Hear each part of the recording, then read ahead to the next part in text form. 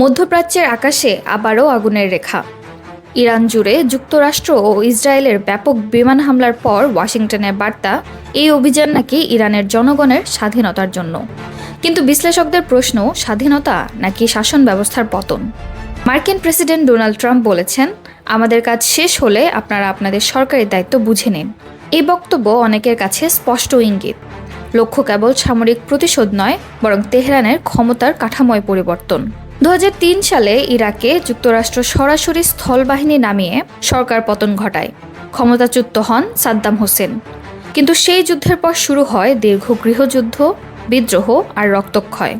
2011 সালে লিবিয়াতে বড় আকারে স্থল অভিযান ছাড়াই বিমান হামলা চালানো হয়। পতন ঘটে গাদ্দাফি সরকারের। তবে লিবিয়া আজও রাজনৈতিক অস্থিরতার দোলাচলে।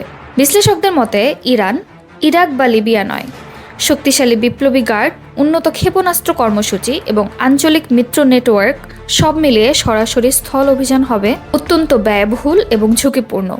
মার্কিন জনমতও দীর্ঘস্থায়ী যুদ্ধে আগ্রহী নয়। প্রশ্ন থেকেই যায়, শুধু আকাশপথের শক্তি কি একটি শক্তিশালী রাষ্ট্রের সরকার বদলে দিতে পারে, নাকি মধ্যপ্রাচ্য আরও এক দীর্ঘ অস্থিরতার পথে হাঁটছে?